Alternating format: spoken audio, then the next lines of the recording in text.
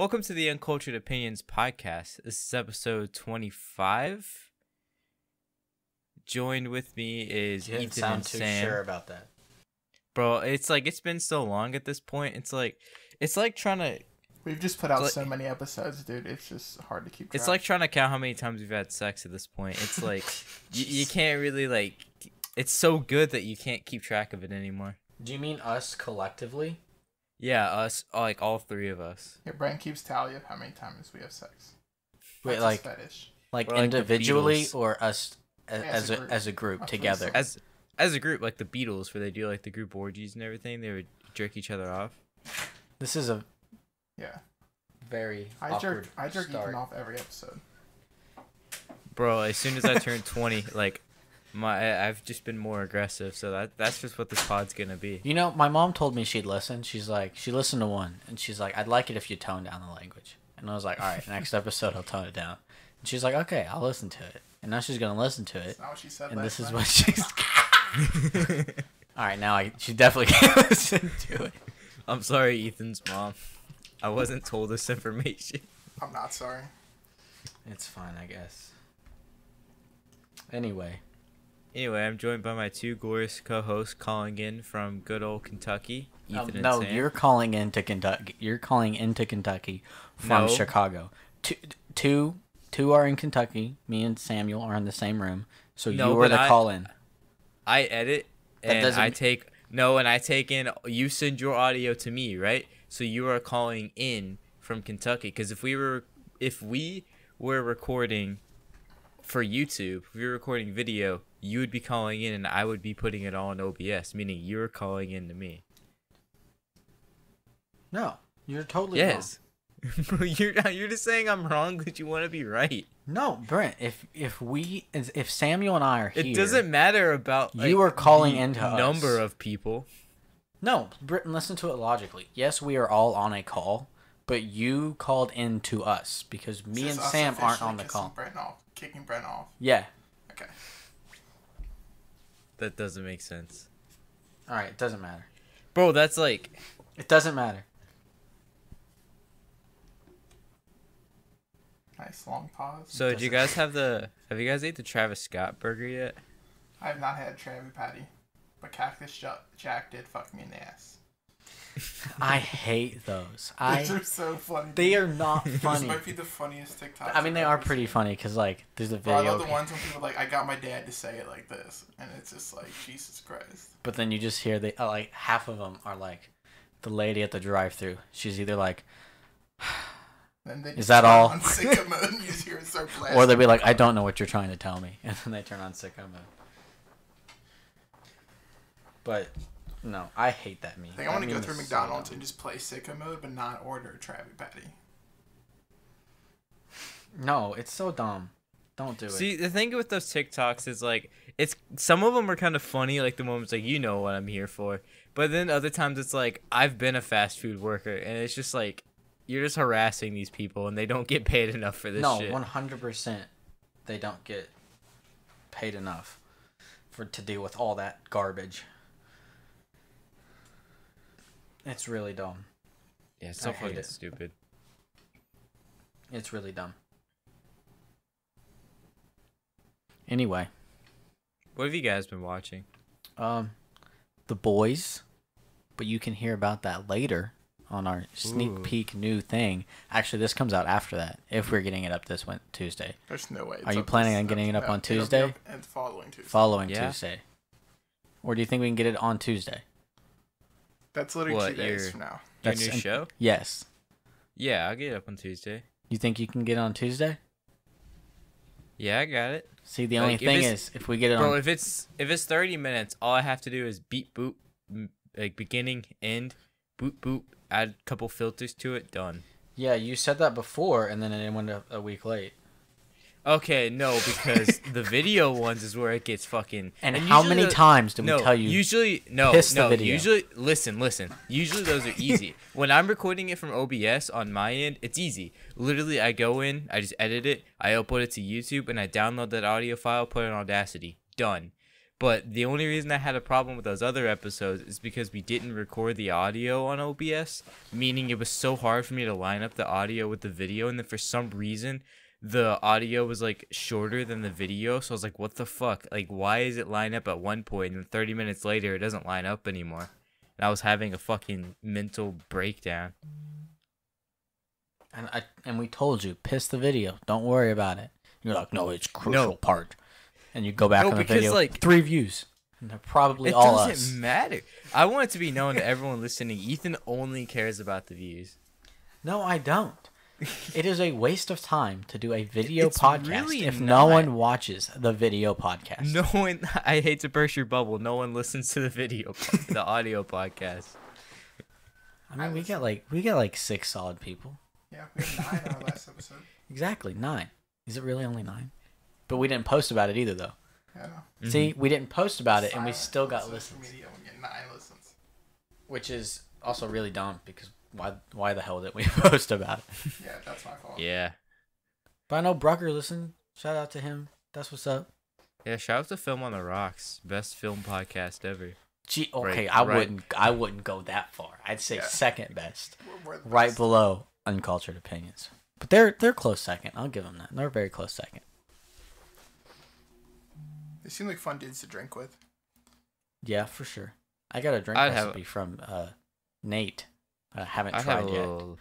I have not tried yet, What is it? but I'm excited. It was a Long Island iced tea, but it was made a little bit different. I can't remember exactly what it was. He made it different than the How is it made typical ones. different? I can't remember what it is. I Is have there it in my bourbon phone in it? somewhere. No, it's not bourbon in it. I can't remember what it is, but Sure. I'm They're ex- big bourbon people. I think they're bourbon people. I don't know. I'm a big bourbon person. I'm not. They're Tennessee, so whiskey might be their thing. Oh. 'Cause Tennessee whiskey is Jack really good. Daniel. I picked up some. Or some I picked up moonshine. some Tennessee. I picked up some moonshine when I was in Gatlinburg last Where in weekend. Tennessee are they from? So good. I don't know. I just know they're in Tennessee. When I went there for Gatlinburg, I got some Tennessee moonshine, Oh, dude, that shit apple pie slaps. moonshine. Oh Dude. my god, it is so good. It's in my freezer. some- You can try it before you I've leave. been to Nashville and they have opened up they opened like an old smoky bar up, and you can do like $5 moonshine tastings.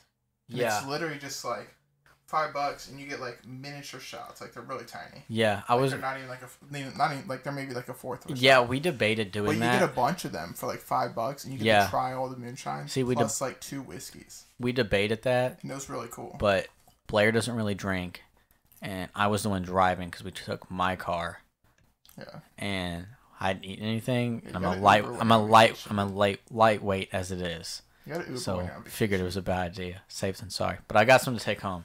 It was apple pie. Oh, It's pretty good. it's delicious. Yeah. It was really good.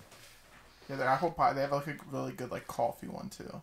I have not It's tried. like a Java. I something. saw the coffee It's really one, good. and I didn't get it because I didn't think that coffee and alcohol would mix. I mean, it's just moonshine. It's good. I don't know. I thought it was odd, but I went with the apple pie, and it was a good decision. It was really. Yeah, it that was, one's always. it was that one's always delicious. a good one to go with. I'd never had it. It was really good. Yeah, that one because it tastes like apple juice Yeah, for sure. or like apple pie. Anyway, what were we at? So we talked about What have you been watching? Where are well you the watching? the boys, You mentioned the boys. the Ethan's boys, been and watching, that's like, a what bunch and of that's what shit. we're doing. Oh, wait, we didn't really finish explaining what that was. So we're doing a TV Tuesday type deal. So you think it's gonna be up before this? Then this might get confusing for people. It's gonna get It's confusing okay. for me. It just whenever we're up. So TV Tuesdays will be coming out. You either hear about it Hopefully on beforehand. Tuesdays, and we'll be reviewing. The boys first. Yes, this Mhm. first show we'll be reviewing is The Boys, the Amazon Yes. exclusive. So, Fantastic show. Hear It's about very it good. more on that bonus episode that we would be doing. First episode, we'll be kind of explaining. We'll also re-explain what TV Tuesdays with is. just Brent, Ethan, and Sam. Yes, just Ethan and Sam. Brent will probably hop on later for a different show, but he didn't Yes. watch The Boys, so we're doing The Boys. Mm. We'll probably just do If it catches my eye, I'll hop on. we'll probably just do a revamp of not a revamp, a re-explanation of what TV Tuesdays is going to be, and then we're going to do a recap of season 1 of The Boys, Yep. and then next week I believe we're doing episodes 1 through 3. Does that sound good?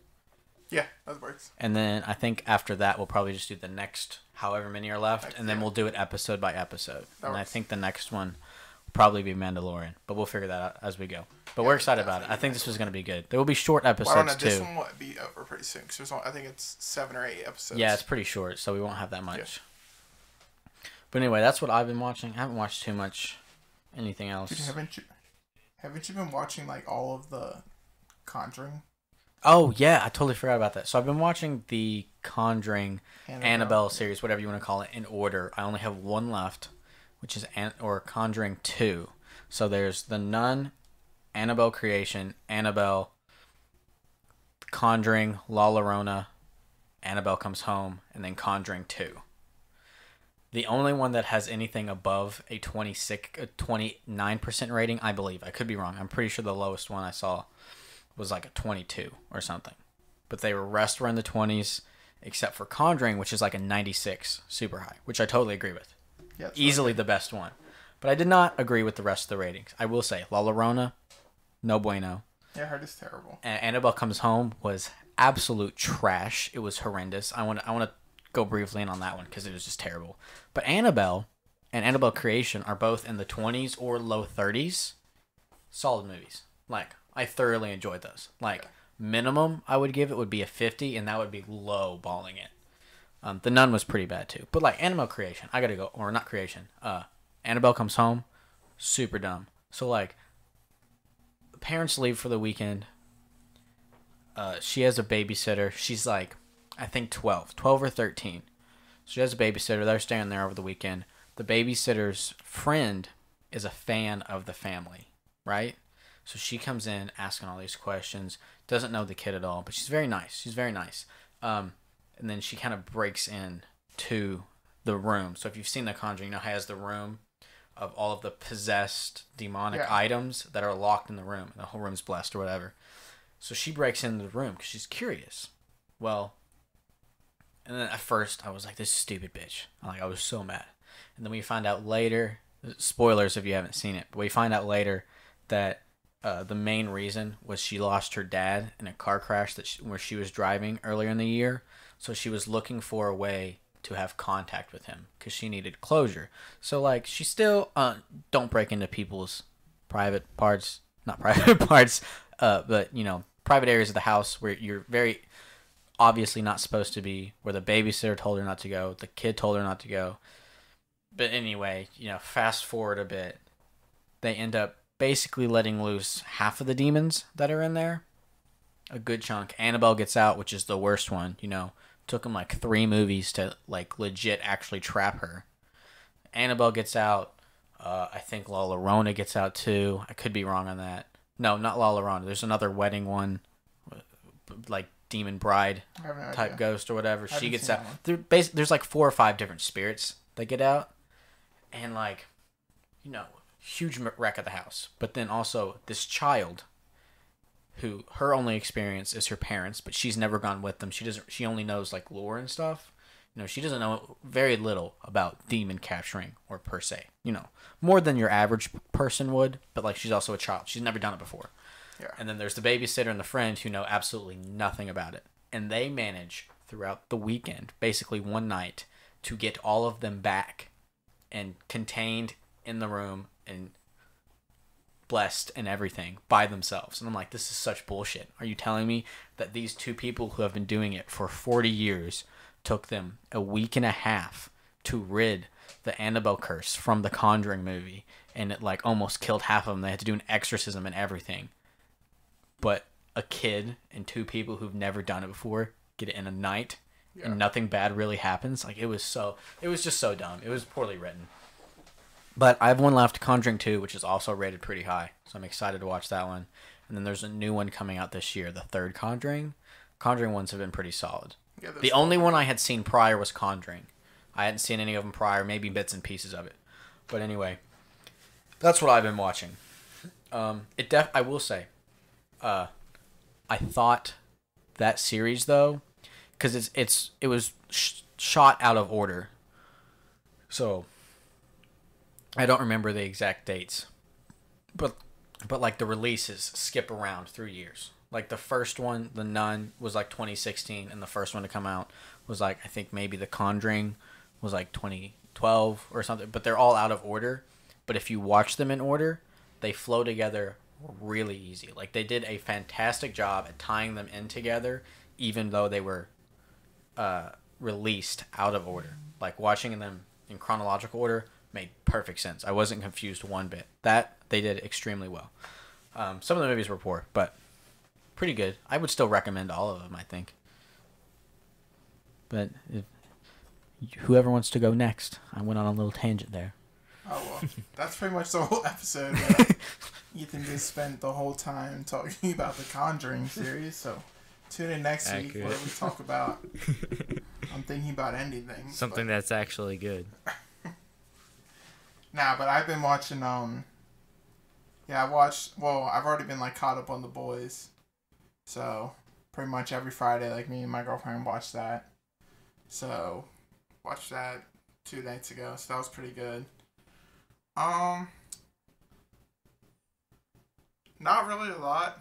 Football's back in, so I've been watching some football. That takes up some time. I've been trying to watch football. I had the Premier League going when Sam walked in. They played earlier, but I was watching. That's soccer. Yeah, it's his soccer.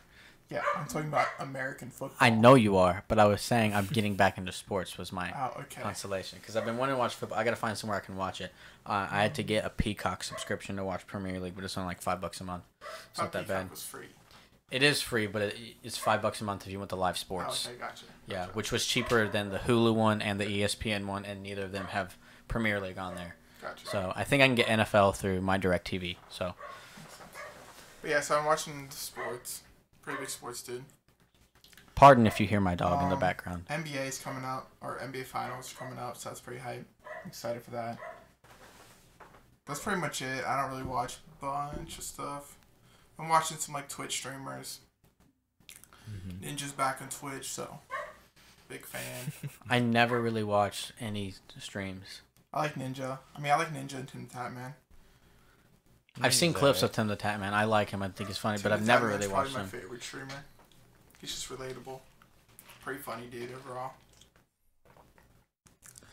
But that's pretty much it. Been pretty boring as far as what I've been watching. Obviously, we'll talk about The Boys later on, but yeah, pretty much it. What about you, Brent? I've been watching a bunch of like random shit on Netflix. So like I rewatched The Green Hornet. That movie still kind of like fucking I holds forgot up. about that movie. That's a solid film. And so I started going That's through really like good. Seth Rogen films and shit. Where'd you so watch I watched that on? The Interview, Netflix. God, The Interview is so fucking funny. The Interview is The fantastic. Interview is really good. And then I ended up watching Zach and Miri Make a Porno, which is alright. I haven't seen that. It's a Kevin Smith movie, so you can't expect like too much from it. But Excuse you? Kevin Smith is good. Don't get me wrong. Kevin Smith is a god. No, okay. I like love Kevin that Smith man. movies, but don't try to act like he makes like the most profound movies. Like he's Okay, got you're good right. comedies, but like You're some right. of his humor is very like lowbrow, which is fine, but it's like it's not going to be amazing, you know. Yeah. I really like Kevin Smith, though. I like him a lot as a person. I like love- his work too. I love Comic Book Man.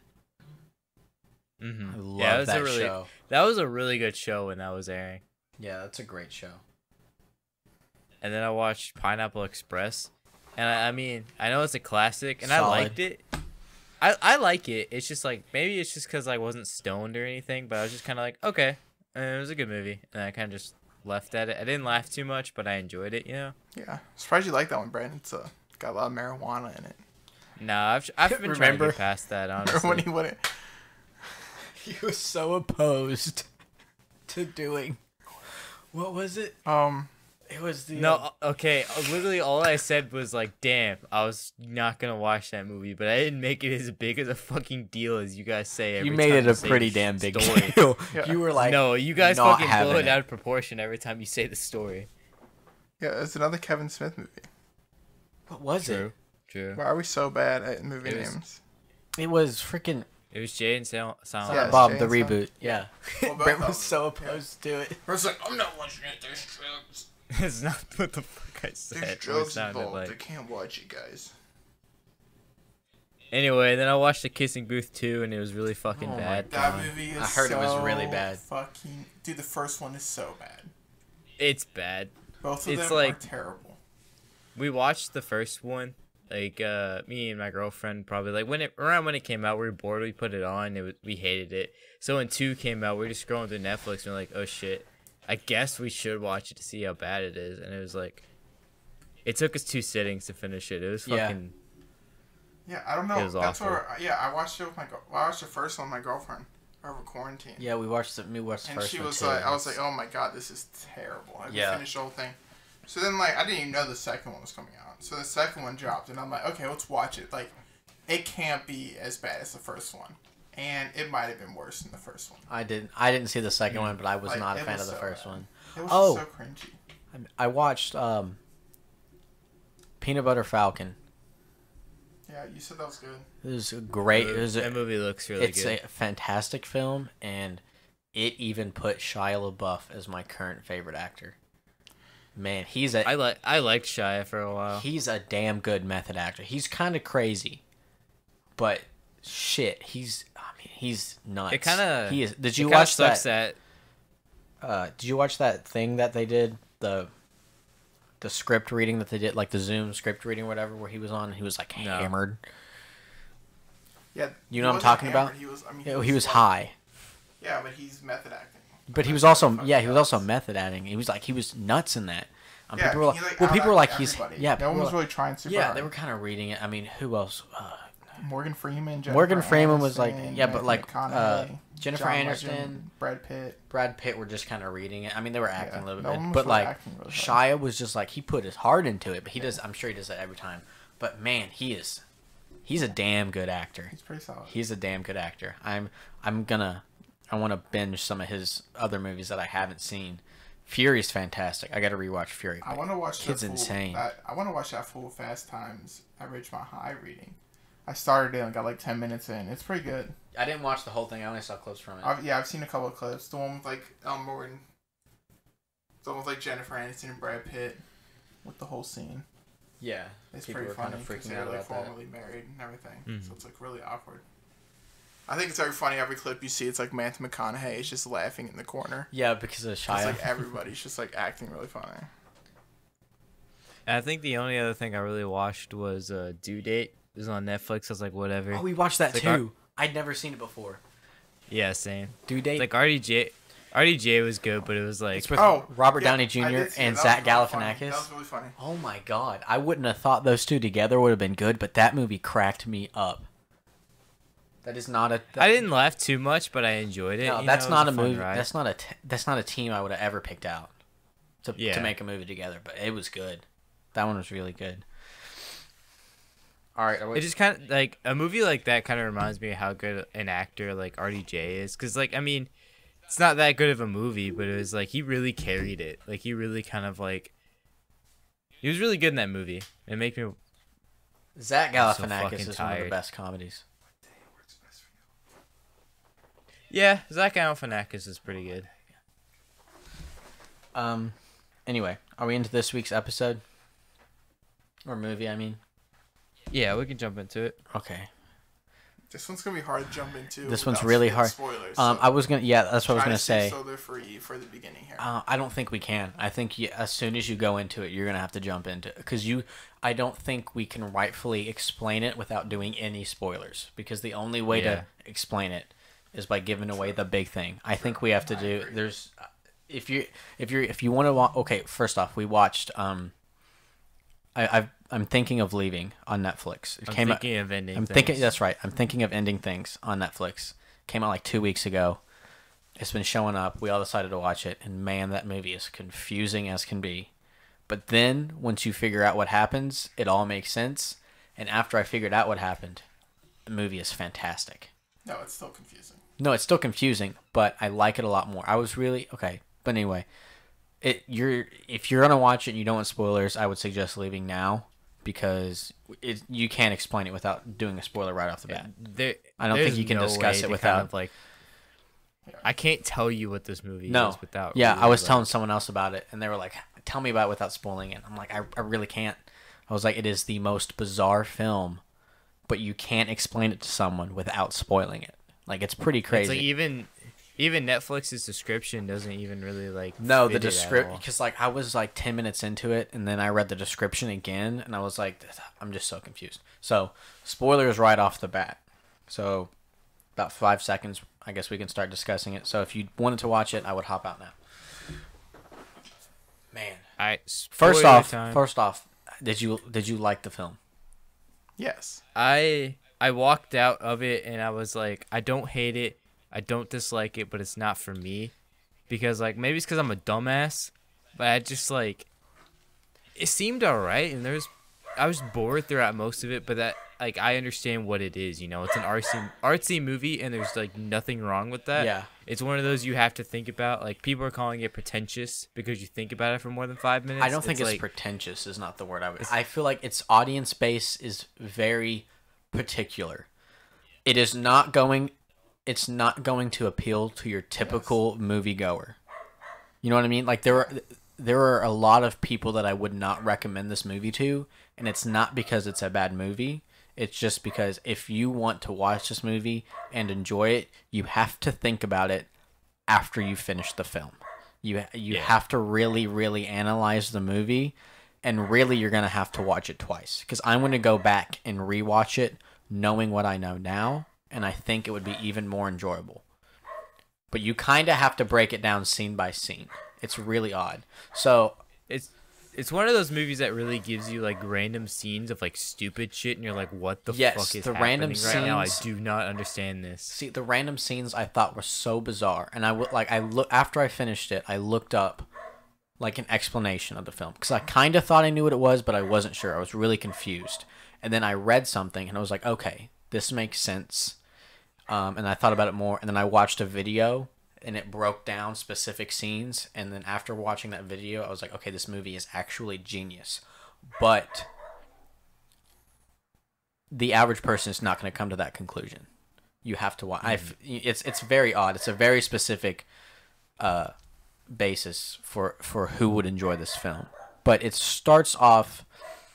I just watched it like a couple hours ago, so I'm still wrestling. Yeah, with I my watched it opinion. last night. It's a really bizarre film. But anyway, so it starts off. What would you classify it as? Because I would classify it as a suspense. I like that. Because it's not a thriller. It's definitely not horror. No. But the whole movie, I was on the edge of my seat because I had no idea what the hell was going to happen next. I thought it was And I gonna, like, never knew what. I could never even get close to picking what was happening next. I was at like all. ready for like, I don't know. I was ready for a whole like Get Out type situation where like That's what I was ready for. like That's really he, what. like, That's the vibe brought I this got. girl to his house and then they're gonna get stranded there. That's the 100% that And, I was like- thinking it was going to be a Get Out vibe. And I'm like, and then they're like, I was like checking the timestamps and like leaving the house, and I'm like halfway through the movie, and I'm like, Yes. what the fuck is gonna happen Yeah, it for was the next very hour odd. of this movie? I'm like so confused. This movie definitely plays with like just times where it's like, bro, like when is this happening? Why are these characters like out of character now? Like, Yes. why is like I have answers why is for she that. old? I know too, a little bit. It was like, why was he chill a second ago? Why is he freaking out? Why does it look like he's not the same as he was in the beginning and shit like that? Okay, so it's like, let me stop you there. I know that answer, but I was just like, that's what you think about when you're watching the film, where it's like you're just like freaking out, Right. And there's so many things happening, and you're like, what the fuck is happening? I don't understand this. Okay, so before we continue, I want to kind of do like a very brief summary of the film and how it progressed, so that we can. Okay. When So it says this- very brief, be prepared. It's for gonna 10 it probably minutes. take a while, but just so that people who didn't watch it that are listening kind of know what I mean. So like it starts off. There's a car ride, and we see Jake. We see Jake and his girlfriend driving, and they're in a car ride to his parents' house, and she's meeting them for the first time. We find out that they've been dating for 6 weeks. It's a very uncomfortable car ride. It's very odd, and it's narrated by the girl, who is in a way unnamed. She has different names throughout the film. He's called her different things. Yeah, and I kind of. This is where I'm a big closed caption person. Yeah. And that yeah. kind of I hate when So you thought it was getting They need to it fix their wrong. closed captions because it kind of gives it away a little bit. Mm. Because it They just always call her like it's just like young woman. Yeah, young woman. It doesn't Gotcha. name her. Yeah. So when like you- that alone, you're like, okay, like that throws you a little off as far as like they don't name her in the closed captions. So then it confuses you. It doesn't really confuse you. It just like it gives you more hints towards the movie. Yeah. So then they get to the farmhouse. Probably what? I mean, like 20 minutes in, maybe. It's a long car ride. There's no other characters, no nothing. Just conversation and narration from the woman. Well, The narration's her thoughts, by the way. There's the beginning. There's the one character at the beginning when she's like waiting for him to pick her up. Yeah. And there's like the person in the window that she can like kind of hear, like whispering stuff. Do you remember that? Yes. Person The in phone window? calls really confused me too. Okay, hang on. I'm getting We'll out of get to order. this. I'm getting out of order. But it opens up. So Ethan's a little. It opens up with her like waiting to get picked up for the car ride. Yes. And then she's he outside, picks her up. and she hears like the dude speaking in the window, Yes. like the old man. Correct. Do you remember that? Yes. So then they get to the farmhouse, and immediately, it's very crucial, very important part. This is taking place during a blizzard. This is a very important part of the film. So then they get out of the car, and then the Jake's mom is in the upstairs window waving, and she waves for an absurdly long amount of time. But then Jake's like, let me show you around. And she's like, isn't that a bit rude? She seems to be ready, and she's waiting for us. He's like, I'm not ready to go in yet. So he shows her the farm. He shows her the sheep, and then there's dead sheep.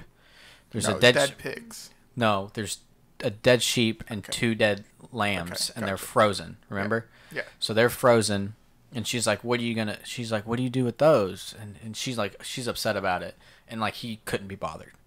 He's like, there's nothing to do. He's like, they're dead, they're frozen solid, and he's like, we'll probably burn them when they thaw out. Like whatever. Like, I mean, if you grew up on a farm, you kind of get it, but like that's a very heartless way of explaining it. But anyway, and then they go over to look at the pigs, and there's just a big black pit, and so they got burned too because they die. They're being eaten alive by maggots, which will be cycled back to. But then they go inside, and then when they go inside, it takes the parents about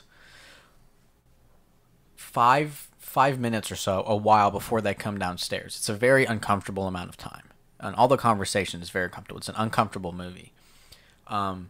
And then she sees a picture of the dog, and she's like, "Oh, you have a dog?" And then the dog appears, but it wasn't there before. So it's like the dog only is there when it's being thought of actively, which will make sense once we get to the end and we explain what's happening. So because then she says hi to the dog, and then the dog acts very strange, and then dog disappears for an hour or so, which dogs don't act like that. You know what I mean? But the dog is no longer in the picture until it's brought up again, and then the dog shows up. Anyway, parents come down. They act super awkward stuff. Conversation's very weird. They go eat dinner. It's very hard to explain this movie without breaking down every scene. Is the issue I'm having. I don't know. Fast forward. They're having dinner. Actually, no. This is super important. So the girlfriend is an artist, and the husband or the dad not impressed at all. Couldn't be bothered. And then the mom keeps bringing up her son used to do art. She's very proud of her son. Dad couldn't be bothered. Also, it's very important. The dad never really looks the son in the eye. He never looks Jake in the eye. He never really looks at him. It's very passive when he talks to him. Doesn't really give him attention. And then very awkward conversations throughout the film with the parents during dinner. Then they finish dinner. And then they have dessert, some more weird conversation. Parents disappear, and then we see the father again, and he's now really old, but like not so obnoxiously old that it was visible that he looked different. But meeting someone for the first time, like this is where her confusion came in. You could tell that she was confused as to why he looked older, but she thought maybe she didn't look at him right. You know what I mean? Because it wasn't that odd. He just looked older. But then we see the mom again, and she's a lot younger. And then it cycles again, and then we go upstairs, and then the dad's really young, and the mom's on bed rest. Super odd. And then he's very adamant about not going to the basement. She finally goes in the basement, and then we see tons of paintings, which are paintings that she showed them that she did, but then they're signed by Jake. So then that's when you start to put the pieces together. It's hard to explain this film. I'm struggling.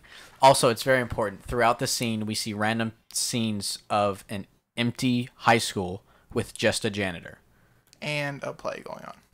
That doesn't come on till later. It's on. It's on in the car ride. Oklahoma? Yeah, but that's on the car ride back. We haven't gotten to that point yet. No, it's on the car ride there. Are you sure? I don't remember Oklahoma being there, not the play. Yeah, the play. It was there at the beginning. I don't remember the first it. Car ride. Yeah, it's Anyway. there on the car ride there. Anyway, we find out that's Jake's favorite play, right? But anyway, they finally end up leaving, and he desperately wants ice cream from the blizzard for whatever reason. So they stop, they get ice cream. Very odd exchange between two girls who are kind of laughing at him, making fun. He was like, if they know it's me, they're not going to want to show up. These characters show up later in the film. I don't know if you caught that. I did not catch it the first time. I caught, so there's three girls, two snobby ones, and then a really nice one. I caught the really nice one that showed up again, but the others two also showed up again. So I'll go ahead and fast forward to that. Okay. So later in the movie, we see a scene of him walking through the halls, but they're filled with kids, right? Mm-hmm. There's two girls in a locker, laugh at him as he walks by. Those are the girls that work at the ice cream stand, the snobby ones. And then there's a girl that he waves to, very shy, keeps to herself. He waves to her. That's the nice one that helped them. And then she told the girl, "You don't have to stay here." That whole ordeal. Yeah. That was the girl that he said that he waved to. That was nice to the janitor. Then we fast forward again. They don't really eat the ice cream, super thick, whatever. Go to a high school to dump it. And then he ends up going in the high school and disappearing. And then that's when it gets really odd. So she runs into the janitor, and he's really nice to her. Not in a creepy way, just a normal way. Normal conversation. He's nice to her. And then, I don't know. It's really weird. She sees Jake again in the hallway, and then two other people show up behind them, and then they have a dance sequence. So fucking weird. The dance sequence goes on for a while, and then the janitor or Jake shows up. No, the janitor shows up, and he kills the other dude. Remember? He stabs the guy. Yeah, it's weird. I figured out what that means, and it makes sense, but we'll cycle back to that. So he finds the guy, and then we see the janitor naked, followed by a animated pig. And he's naked, and he walks out to the car. And the pig's narrating something to him. I can't remember exactly what it is. But anyway, and then he is living, and then, they go into the gym, and he is receiving a Nobel Peace Prize while the Oklahoma play is playing behind him. And then in the audience, we see all his former classmates in old people makeup, but it's clearly young people in old people makeup, all applauding him. And then we see him in the car, naked, or he strips in the car, he gets naked, and then where he presumably gets hypothermia and dies. So, that part is real. This is the biggest spoiler of the film. So, what I have deduced, and I had to look this up, and I read it, and it totally made sense, and I watched the video, and it all made sense. So, Wait, he dies at the end? yes, he dies. So, what all is happening throughout the film is him reliving his fantasies. So they didn't really happen. Basically, he's living through his regrets and what could have been. So he never really brought a girl home. What I picked up from that is, and what my friend explained it to me was like it's a little bit of that too, but it's also he's remembering his past, but they're all like kind of like interlapping with each other. Like that's why why the parents are sometimes old, they're sometimes kind of like young. That's it's true. because of like their dementia as well. He's kind of remembering them from like it's rubbing off on him, and he's remembering certain things, certain times. So that part's true. So actually, I mean, it's all up to speculation. But from what I understand, the reason that the parents change ages throughout the film is because he's remembering them at different points in the life, which is why the girl has also, I don't remember if I mentioned this, the girl has 4 different names throughout the film. And this He's is dreaming because up his perfect girlfriend. yes, because the girl doesn't actually exist. Well, the and girl's she literally him. Yes, the girl is well, it's his perfect. It's what he would have liked to have in a partner, and he never They have everything in common. Like Yes. they're both physicists, and they both do painting. He wishes he was a physicist. Remember, he's a janitor. And he wishes he was a painter.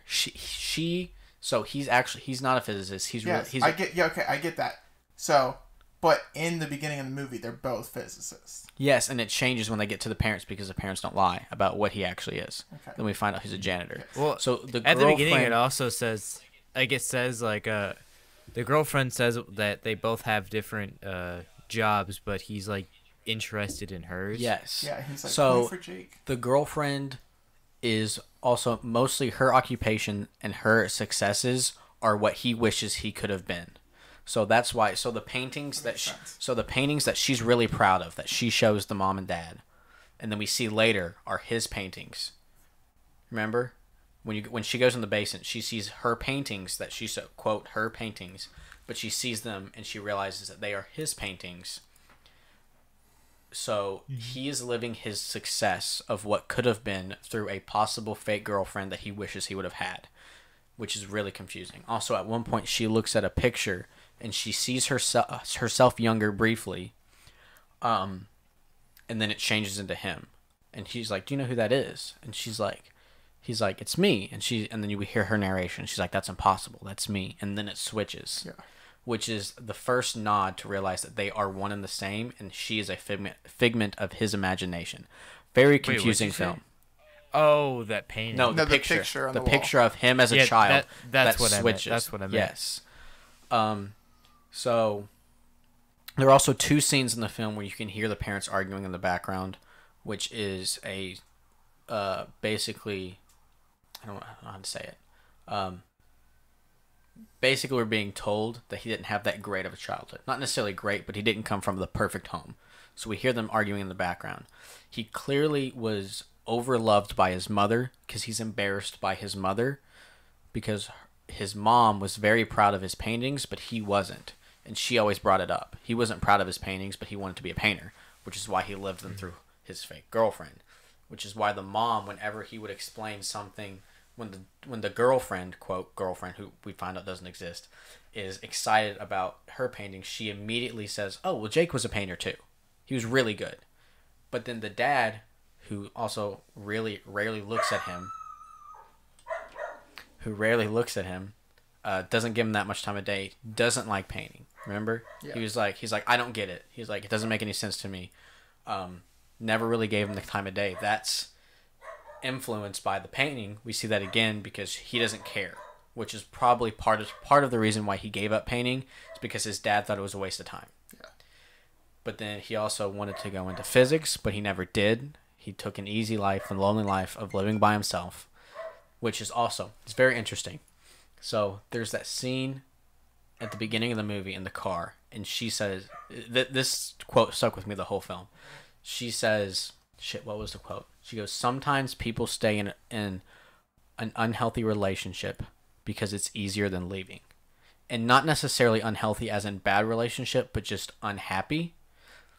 And then we find out later that this is what Jake was doing with himself. He stayed in an unhealthy relationship with himself because it was easier than being vulnerable to someone else.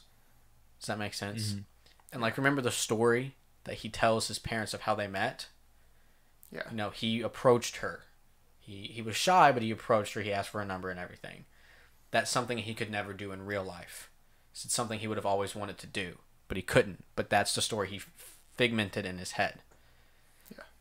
I'll let y'all take the wheel here. I've been going on forever. Yeah. The movie's really good, but you have to watch it more than once, and I really didn't understand it. I feel like if I would have given myself more time, I might have been able to figure it out, but I definitely wouldn't have been able to figure it out to the extent that I did without watching. Most of what I've said, I watched in a YouTube, or like the small little pieces. I was in the video that I watched that explained it more, that made more sense. Yeah. So most of this I did not deduce on my own. But knowing it... One thing that my friend did tell me was kind of like that throughout the whole movie where she's like, I'm thinking of ending things, it kind of like goes to him as he's like an older man, as a janitor, like he's living through that, saying like he's pretty much telling the whole story of he's thinking of ending his life, and he's looking at like his whole life. That's where kind of where this movie is taking place, is in his memories of like looking through everything, because he's thinking of ending it because he's a janitor, he doesn't have a girlfriend, he's not really like doing anything with his life. So like the whole movie is him like looking back on all of those memories, Yes, and thinking of ending it. The movie's mostly what could have been, how he wishes his life played out. Yeah. Type deal. Oh, I meant to go back to it. So remember the point where, you know, he stabs the guy who's dancing with the girl? That's him basically. This I uncovered from the movie. I didn't deduce this on my own, or not the movie, the video that I watched explaining it. But it totally makes sense. That is a metaphor for him killing his dreams, because if he would have let himself be vulnerable and outgoing a little bit more, he could have had the girl. You know, he was a smart guy. He was a good-looking guy. He was just shy, and he took the easy way because it's easier to be lonely than it is to be vulnerable. But him killing the guy that he saw dancing with the girl, the guy was a fictitious version of him, and a fictitious girl. Him murdering, it's also like, it's clearly a play murder. You know what I mean, where they throw out the ribbons and stuff. But him killing that character in the musical dance scene or whatever it was is him killing his own dreams, which I was like, oh, that's actually, it goes along perfectly. And at the end, he wins the Nobel Peace Prize, which goes back to another saying where he said, because when his mom's on bed rest and he's feeding her, she has dementia, he makes a comment to the fictitious girl who's there in real life. It's really odd, but he makes a comment to her. He's got a tear running down his cheek, and he's like, I just wish people could see the good things that you do, like behind closed doors or whatever, something along those lines. So him winning a Nobel Peace Prize in front of his peers is, in his mind, he's getting the recognition that he always wanted but never received, that he felt he deserved. And in a way he did deserve, and that's why the perfect job for him, metaphorically, is a janitor, because a janitor is very much necessity, but they are very much underappreciated. You know what I mean? Like, you don't thank the janitor, but he does all the, like, it's necessary. He does all the hard work, he does what needs to be done, but he never gets the thanks for it. Didn't he say something where it was like talking about some dude? It's like, of course you know that he killed himself because that's all everyone ever knows about him. They only really know about someone when they kill themselves, so they use it as a cautionary tale. Yes. Yeah, that was his favorite poet, which also comes up. Also, a lot of his poems that comes from a lot of the girls' personalities, of his girlfriend's personalities. His fictitious girlfriend's personality are almost direct descriptions of a poem written by his favorite poet, because he lives through someone else's poetry.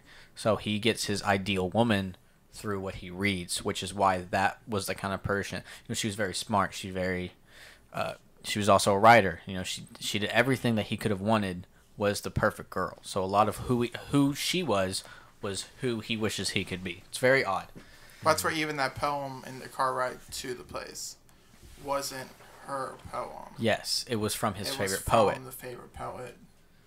That's why when you get to her, when she's in his room and she reads the book, that same poem is in the book. And she kind of freaks out. It was from his childhood. Yes. Of him reading it. And he's like, oh, what is this about my life? Yes. When she reads it to him. Yes, it's very. That's just there's a big hint at the beginning of the movie that I picked up on, but I wasn't sure because I didn't think it was a supernatural thing. I wasn't sure. So at the very beginning of the movie, very very beginning, when they're riding in the car, we get a narration of her looking out the window, and the narration of her thoughts. You know, it's the title of the movie, and he's like, and she goes, "I'm thinking of ending things," and he says, "What?" But it was her mind. And I was like, well, there's no way he can read minds because this doesn't feel like a supernatural. But, like, he heard her, but not really. But he heard her because that's... I barely thought about that. She is his imagination. So he would know what she's thinking to an extent because he is imagining this woman. So if he thinks that she would think that, he believes that he's not deserving of love, so he feels like even his perfect girlfriend would still want to leave. That's why he kind of knows that thought. But then he kind of so he has the thought that his fictitious girlfriend, his perfect girlfriend, would have the idea of leaving, and then he says what, and then he pushes the idea aside, which is why she says, I didn't say anything. And then it continues to more awkward conversation. But like, I think one thing that this movie does really good, or at least that I applaud it for, is the misdirection in main characters, because you live that movie through the girlfriend. Yes, that's the and best then you part. come to find out that it's like, and that's the thing though, it's like, you don't even really know it until you think about it though, because I think most people in the film, and they're like, what the fuck, there's no wrap up in the movie, when there is, but it's about the main character that they didn't tell you was the main character. that they were the main character. Yeah. Yeah, that's one of the better parts of the film, for sure. Yeah. Knowing what I know now, I really enjoyed the film. But even when I finished it, and I was really confused when I finished the film, I was really confused.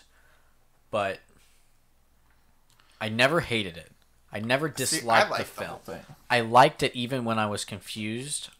I was annoyed that there wasn't closure, but it made sense that there wasn't closure. Now, there is closure. There is closure. You just have to really dig to find it. It's a very subjective film. And the readings that I made, none of these are explained by the director or the writer, because he hates explaining his movies. Yeah. And he also wrote Eternal Sunshine of the Thoughtless Mind with Jim Carrey. I think is it Of the Thoughtless Mind? Something like that. You know what I'm talking about though. I do, but I've never seen it. It's similar film, not like similar style, but similar. You have to really think about it. All his movies are like that, and he refuses to explain any of them because he wants the viewer to think. This is why they're very popular movies with film people who like breaking down movies, but they're not so popular with the average viewer because it's not a movie that you can sit down and then when it's over, it's over. You have to really think about it. You have to really pay attention, and it takes a lot of thought, and it doesn't make sense until you kind of deduce your own reasoning. So it has a very particular audience base. I feel like anyone could watch it and understand it, but I feel like for instance, like I didn't understand it to a full extent when I watched it without reading anything. I still enjoyed the film, but I now enjoyed it more knowing what I know. But I wouldn't recommend it to someone who wants to sit down and watch a movie, and then when the movie's over, the movie's over. You know what I mean? Yeah. Someone who likes to think about movies, who likes to break down movies, who likes to think about it after, would really enjoy this film. But I would say I want to. You could come to the see a Film on the Rocks episode about this. Yeah, I'd like to see that because they're really good at breaking down stuff scene by scene. I'd like to see what they think about this. Like to see their drinking rules. Yes, their drinking rules for this would actually be really interesting. That'd be super interesting. I want to watch one. I want to watch one of the movies that they do and do their drinking moves, and do their drinking rules. I know. We can collab. Yeah, for sure. But man, like actually, I really enjoyed this movie a lot, but I enjoyed it. But I don't know what I would rate it because I enjoyed it more after knowing what I know now. But it was never a bad film. I never didn't enjoy it. I feel like I can't rate this film. I will say I have a very, very difficult time watching movies, especially by myself, because I get distracted very easily. Even if I'm interested in the movie. If I'm not in the movie theater or watching it with... Like, if I watch it with someone else, I don't have a problem sitting and watching a movie. Sitting down in front of a TV, even a TV show, and watching it without being on my phone, without fiddling with something else, like doing a puzzle, playing a game or something, a very difficult time doing. And it's just because I don't like sitting... Like, That's you know what? I had to rewind this one a couple times. We'll see, this one, I not once did I look down. Because I was so confused... Because I was so confused the whole time. I was trying to figure it out. It kept my attention the whole time. This is a film that I was like really bored. I was really like bored watching, I guess. And I was looking at my phone a lot, but it's like because this film really is a movie where you have to like look at the dialogue and actually like observe what is happening around you because they could say something that's like so absurd or so dumb, and you're like, what the fuck? You two are just acting really smart right now. You're saying the same shit, but it's like, when you think about it, once you've watched the film, you're like, oh, I get it, because he said this thing at that point that she said as well. So it was like they're thinking the same thing. This contradicts that. So it's like you have like a 30-minute car ride, and it's like, this is boring, but you have to listen to the dialogue of what they're saying to really understand what's going on. 100%. If you watch this movie a second time, knowing what you know now, I guarantee you almost every single statement made, every single piece of dialogue is going to have a double meaning behind it that you will now pick up on the second time. Almost for sure. Every piece of dialogue said. I would be shocked if there was one thing that was irrelevant in the film. You know what I mean? Also that's why the dog thing, because going back to the dog, remember I said he was only relevant when he was thought of, because that's why, I don't know if you noticed, the walls are very bare, and the only thing present, like detailed, is what is going on actively. You know, the same way his mind, the shooting of the film is actually done very ingeniously, I feel like, because dude, I love how like before they go somewhere, the camera like pans out to where they're going. Yes, because it's like before they go there. It's creating the next thought in his mind. Yeah. But also the walls are very bare in the background. So like if you notice, the shooting is done so, it's genius. Going back and thinking about it after you know it's his mind and he's thinking about it. If you look at the dinner scene, for example, the plate or the table is full. You know, it's a very full table of food. The walls, though, are bare because it's focused only on the dinner and then the people around it. But everything else is fairly bare because he's not thinking about it, which is why the dog is only there when they're talking about it. Because in your mind, when you, if you think back to a situation, like, say you and me were in my living room and we're having a conversation. If Kobe's there in the room, but you're thinking of the conversation, Kobe's my dog. Kobe is not going to show up in your mind because you're not thinking about the dog. Mm-hmm. And then if you think about something, the dog's going to be there, which is why the dog was only present when the dog was mentioned. And then I like how she actually says at one point, "Oh, hey, where's Jerry?" Yeah, Jimmy. Yeah, he was the dog's. The dog's name was Jimmy, and she's like, because like remember they're there for a little bit, and then he's like, and then she sees a picture of the dog, and she's like, "Oh, you have a dog? That's weird. I notice when people have dogs because there's toys." Yeah. And he's like, "Oh, they're very tidy," and then the dog comes running out of nowhere. He just shows up, and the dog walks away, and then it's gone. And then she. Yeah, and then she says, "Oh, hey, where's Jimmy?" And then he shows up again. Where it's like he's thinking in his mind, "Oh shit, where was he?" Yeah, and then he shows up, and then we find out that Jimmy. You see his. Did you see it? When she goes into his childhood bedroom, there's an urn with the dog's picture on it. It says Jimmy on it on his bookshelf. So Jimmy is obviously passed. Oh yeah. But that's why he wasn't there the first time when they got home, because in his mind when he's thinking of back, he's thinking of the dog is deceased, because you're not thinking of every detail. He just knows currently the dog is deceased, so when they arrive home the first time, the dog is dead. And then she's like, "Oh, yeah, where's Jimmy?" And then he's like, "Oh, the dog was alive at this point in time." So then the dog appears. And then they're not talking about the dog anymore, so it goes away because it's not in his mind. It's very, very particular, but it's done very ingeniously. I thought the movie was shot very well. It was very good. And then go on to the very end. So the very end, we see a closed shot. Did you stay for the post-credits? Yes.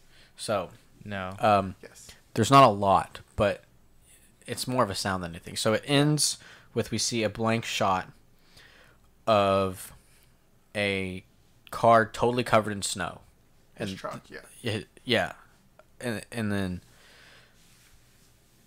it's the car that, he has gone in and then stripped naked and then sat. And then earlier in the film, when she was left in the car, she says, "I wonder how long it would take someone to die of hypothermia," which basically he's committing suicide and killing himself by hypothermia in his car.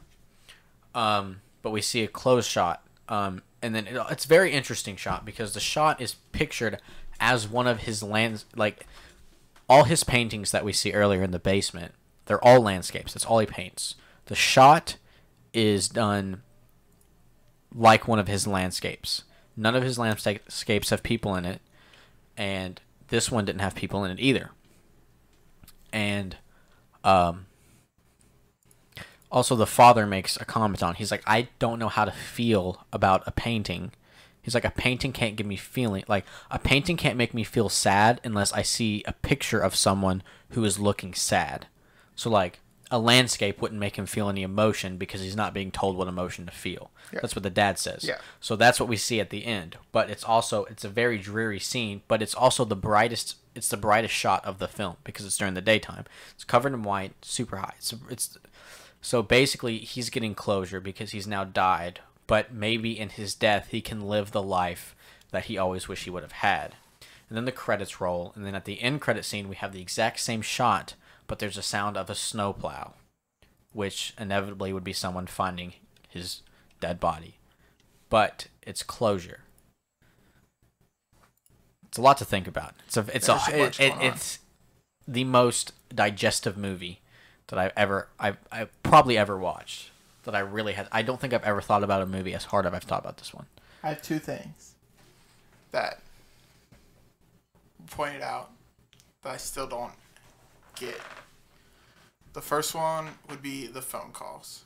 The phone calls I was really confused on as well. I didn't really, I haven't seen anything online explaining the phone calls either.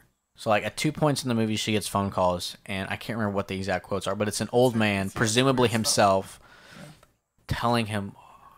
I can't remember what it is. It's something very odd. I never figured out what it meant or what it's supposed to mean. So we don't know what the phone calls means. Don't know what the phone call means. Third they one. made a big point.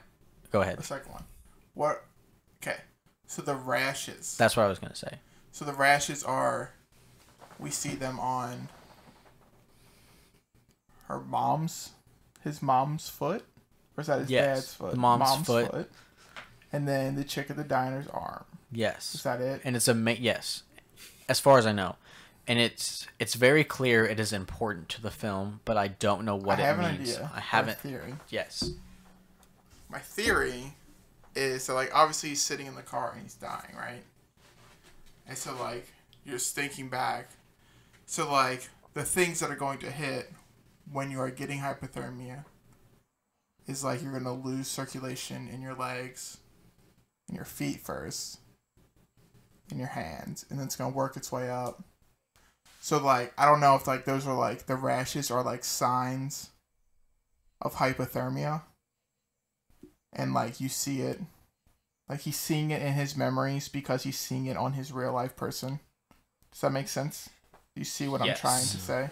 Yes. Like, he's seeing it in real life while he's sitting in the car. He sees that, oh, my foot is now, like dead, essentially, because like, it's got hypothermia. So its foot's got it, and, like, that's early on in the movie, and that's going to be one of the first things that's going to get, like... Correct. Get hypothermia when you're dying. Yes. Is your feet. And that's, like, the first scene, right? Like, that's the first time you see the mom. She sees the foot. Yes. And then the arm, which, like, it's pretty far up the arm. Like, it's up to the shoulder. And it's about the midpoint of the movie. Yes, and the girl mentions it, too. It is very specifically brought to our attention that she has a rash. The foot was not... It was a shot in the movie. But she says, see it. I've seen this rash before. Correct. And you don't... Because you don't really know where before. Because you've never seen someone with an arm rash before. Correct. But so it has to be the mom's same rash. So I'm wondering if that has to deal with that his body, like his real life body, is dying. Yes. So, or his... Actually, I think you're on the right track, but it made me think... I don't think his real life body's dying. I think it's his mind. His mind is decaying. The rash represents his mind because he's slowly... He's very old, and he's also very depressed. I think the rash represents his mind decaying. What was up with the girl at the DQ place where she was... Didn't she say, like, you don't have to... Yes, she was the girl with the rash that we were talking about. Yeah, like, what was up with her saying I don't know. That really though? confused me as well. I didn't see anyone talking about that. Because remember when she goes back, the girl at the diner or at the ice cream place with the rash tells her... He's like... She says to him, or to her, the girl, she's like, you don't have to be here.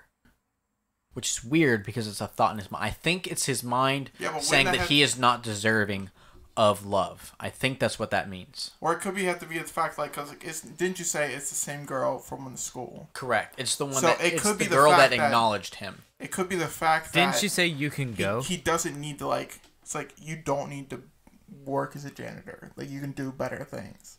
Maybe. Like you don't need to be here. You can go. See, remember when It's like talking to the girls. He's talking like she's talking to him. yes. Like it's just a different version of him. Correct.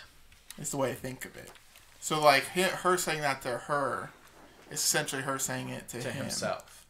That you don't need to be here. Like you don't need to be here and like have these girls laughing at you daily. Yeah, that too. When you day. bring that up, because remember earlier, like at that part, the two girls come up, and she's like, he makes the girl go with him, and she's like, why? He's like, if they know who it is, they're not going to serve me. And then we see later that those are the two girls in the hallway that laughed at him because he's a janitor. So that kind of makes sense. But I deduced from that scene. Now, obviously, it could have different meanings. But I deduced that her saying you don't have to be here to the girl is, the only person who was nice to him or acknowledged him really told his imaginative girlfriend that she didn't have to be there, basically be with him, was his mind telling him that he's not deserving of love. That's what I read from that. But I think it might be what you said, or it could mean both. Yeah, it could also be a play there's on a double both. meaning there if you want. It's probably more of a self-interpretation thing. I feel like the way First thing that the DQ girl says is "I'm worried," and it kind of feels like that stands out a little bit. I don't remember that. Yeah, she's like, I'm worried. Like I'm watching it right It's now. like there's the smell isn't them cleaning in the back. Yes, that's right. Is that the smell of his decaying body? Because she Could be. says you can. She says you can stay here. I'm very scared. Yes. And then she says I'm scared for you. And then dude takes his blizzard and then Which would she's be like, him saying he's totally scared of changes. himself. He's scared of his mind. Man, the more we talk And about as soon it, as the he more takes his blizzard, the girl kind of just like stops, goes back to like the normal memory, and then just everything's fine. Yeah, because she's like, I don't want to be here. Like they were cleaning or something in the back, like using a chemical, and then she's like, that's not actually what they're doing. But, like you don't ever find out what it is they're doing. No. It just But that it smell felt has like to represent something in real life. Yes. But then again, yeah, it felt like the memory kind of just memory- like stopped for a second, and then as soon as he picks up that blizzard, she goes back to like reliving that memory and just being fine. It was like there was a break in the matrix or I something don't know. when she started talking. that memory. When does that memory take place? Because I feel like what I'm deducing from this movie is that this movie takes place all within a matter of just a couple hours, and so remember it keeps taking cuts to him cleaning the hallways of the empty school, Yeah. and then ultimately going into his car and stripping and killing himself via hypothermia. I feel like all the scenes that we see of him cleaning the halls are happening in real time, and he's reliving because he knows at the end of the night he's going to kill himself via I hypothermia, agree. and he's reliving what his life could have been, or his fantasy life, or his ideal life. So I feel, if I remember, I could be totally wrong, but if I remember correctly, when that blizzard scene happens, when she's like, that's not, they're cleaning the kitchen, and he's like, and they're like, that's not the smell, it is. I think that soon before or after that is when he's filling up the mop bucket. So that could be him bouncing in and out of reality, because he's mindlessly cleaning while thinking, and then the smell of the chemicals in the back that she mentions is him actually filling the mop bucket with chemicals to easily clean. could be that. So I feel like that is a Like the way mix, of, the, I like- feel like that is a way of telling time throughout the film of when it happens. I mean, it's essentially like if you're like, I don't know how you guys like how it works with you guys, but like if I like fall asleep, like Noah talks about it. I know exactly what you're talking But about. like if you like fall asleep, like you might be like listening to music or something, and you fall asleep. That music And that kind of music will like start to play into a dream of yours. correct. And so like Yeah. you're literally like reality and your dream space are like getting intermixed there. Yes. And so it's essentially what's happening with like his memories. It's like his reality and his memories are like starting to get intermixed. correct. And like I think that's also a big reason why we do jump back and forth of like because he's the janitor becoming and the reconscious of what he's Yeah. doing. Because like cleaning an empty hallway, because he's the only one there. Like it's during winter break clearly, or something other. It's got to be during winter break. He's the only one in the school. So if he's doing that all the time and there's nothing else to occupy his mind, Yeah. cleaning, especially just mopping the floors, would be a very mindless thing. It'd be very easy for you to get lost in your own thoughts. So the scenes where it cuts back to that is him becoming reconscious of what he's doing. Because every time it cuts to that, he's doing something slightly different. You know what I mean? Like at one point he's wiping a door handle or shutting a locker. That's what we see. That's because he has to actively think about doing a different task. Because at one point he's filling the mop bucket, and he's doing a different task, so he's brought back to reality, and that's why we see those scenes. I don't know. The more I think about it, the more mind blown I am. But it's very well put together. It's a very very good movie. What was that scene at the end where he's like singing in front of us? He accepts an award or something, and like everyone's in like this old makeup. And Were you stuff. not listening? Could we discuss this already? No, I didn't hear that part. The song he's singing is from Oklahoma, which we are told previously in the movie that is okay. his favorite musical, and the award he is accepting. Also, I haven't seen Oklahoma, but from watching the video that I watched explaining the movie, the other character, the main character in Oklahoma, is very similar to his situation, where by day he's nothing but like a farmer or something. I don't remember exactly. I've never seen the musical, so I'm probably butchering it. But by night in Oklahoma, when he dreams, he's what he really wants to be. That's what the Oklahoma is. So he's singing his favorite song from that musical, which is by day he's just a janitor, he's just a worker, but in his mind, in his thoughts, he's what he wants to be. So that's why he's singing that. That's why he's singing that song. Because he's comparing. The crowd looks like they're in like death makeup, Yes, like they're all like dead and Yeah, freezing. so they're not dead. They're old. Well, I thought that too, but it's like looking more at it, it looked like they were in obvious death makeup. No. So It looked like zombified, kind no. of like. So what it mummy. is? So I explained the Oklahoma thing already. The award that he is receiving while singing this musical song from Oklahoma is a Nobel Peace Prize, which in his mind is him getting the recognition that he always felt he deserved but never got, because he never got any recognition.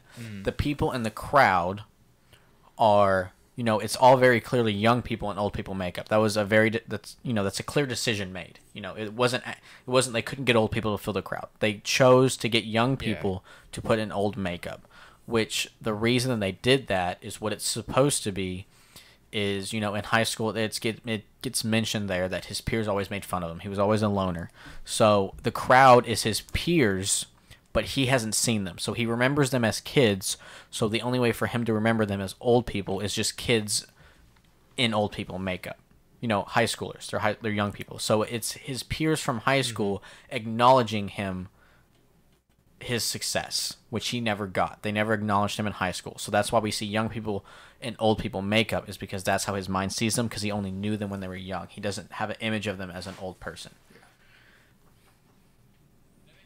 That makes a lot of sense. I guess I was thinking that it looked like dead makeup because also like the chick it kept going back to, I'm pretty sure was the girlfriend. So like to me, it was like putting that girlfriend to death or something. No, he never had a girlfriend. Yes, but Brent is talking That's what about I'm the saying. one That's movie. Oh, okay. That's what Okay, I I'm got saying. you. Like it looked like the girl that we're following throughout the movie, she was in the crowd. Yes. So that's why I was thinking like this idea of the girlfriend is being put to death or Maybe. something. I don't know. Yours is probably right, but that's I like think where my mind either was could be at. right, because I think this film it's a very subjective film. Yeah, it's I up feel to like interpretation. how your mind works, each person's going to make different deductions of what each scene means. So it's going to be a basic summary, but there's no exact right answer to what each thought means. Each person is going to view these thoughts as different. So like say if I think I'm more deserving personally of appreciation, I'm going to associate more with that. But like if Sam thinks it's like, or no, you for example, you noticed them, you saw them as dead people. So that's because you have a different viewpoint than I do, so you see them slightly different. So it's a subjective film in a way. So like it all has the same basic reasoning, but different people are going to have different deductions of what the film actually is. Also, I just realized while looking at the time, we did not do a break in the middle for the ad. Just throw it in the beginning. Okay. I'll cut it in. We could probably do it right before Yeah, right I would do it right before we right transition to this. right before we get to the film. Okay. I don't know. Overall, I really enjoyed the film. I enjoyed it more after knowing what it was. I will probably rewatch it. I would give it 9 out of 10. I thought it was fantastic. If you had asked me at the beginning of the pod before we had our discussion, I probably would have given it a 7.5. But now, after knowing the meaning and discussing the meaning, I would give it a 9. Yeah. Does that make sense? Yeah. I'm about the same area for you. I'd probably rank it about an 8.7. It was a damn good movie. It was really good. The more I think about it, the more I love that film. Yeah, it's pretty good. But I can't... It's hard for me to rate. Like I think, like I said before, like as we started the pod, I was like, it's not really for me. I think talking about it now, it's like I'm enjoying the thought of it, but it's still hard for me to put a score on it. Like I might watch it again or kind of just think about it more because I don't really know how I feel about it. Yeah, that's how I was. Like I think before. It's really clever. Like listening to this conversation, I'm like, damn, that really fucking hits. But it's like I need to sit there and think about like as a film, as putting these pieces together and watching it, what do I think about the film and not the conversation around it? I don't know. Like I said earlier, it's not a movie I would recommend to just anyone. If I would recommend this to someone, I would be very particular and I would explain to them, you have to watch the movie. You can't be distracted. You have to really, really think about what's happening. And then afterwards, you have to spend a lot of time thinking about what the movie actually is and what it means. So I don't think the film is for everyone.